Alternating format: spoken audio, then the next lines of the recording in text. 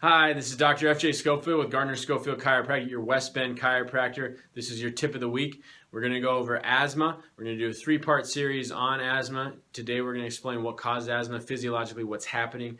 Then next week I'm going to go over how you can treat it naturally, what are the side effects of the medication so you understand exactly what you're doing to your body when you take the drugs. And number three, how you can lower your risk of your children getting asthma. Then that will lead us into our asthma and allergies workshop. But first off, asthma has increased by over 60% since the 1980s. 60%.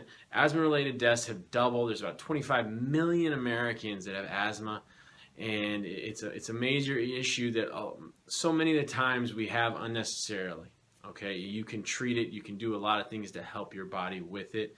But essentially what asthma is just your nervous system isn't functioning properly. Dysfunction in your nervous system.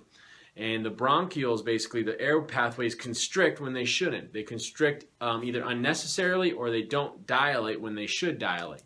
Okay, so you hear about exercise-induced asthma. That means you start running. You should have sympathetic nerves stimulating the bronchioles, the pathways in your lungs to dilate so more air can pass through. But they don't. So you're trying to run, you're trying to get more air in, but the hole's too small, and so you have a hard time breathing.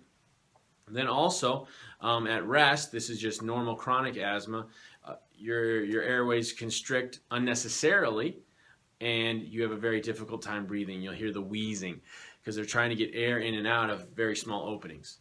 Okay, so why would the body do that? Well, what's happening is there's a disconnect. There's a nerve interference between the brain and that organ, the lung. So the brain isn't getting the information, the sensory input from the lungs to control the lung properly. Okay, it's not telling the lung what to do properly because it's not getting the right information. So it's just like if you're on the cell phone telling someone how to clean your house and they're hearing half of what you're saying because you have bad signal, well, they're not going to clean your house properly. So if the brain is only hearing part of what the lung's telling it, well, it's not going to control the lung properly and you have asthma. Okay, but there are things you can do to help with it naturally, and I'll go over that next video. And also explain what the drugs are doing and what the side effects are.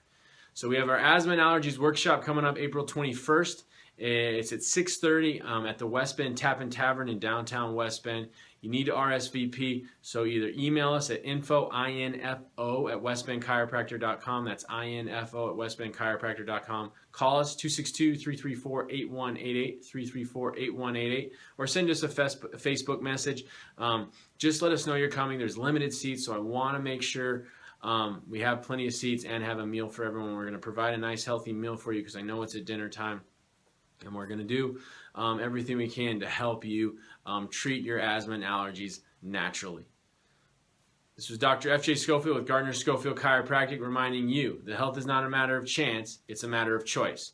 So take charge of your health and choose wisely, my friends.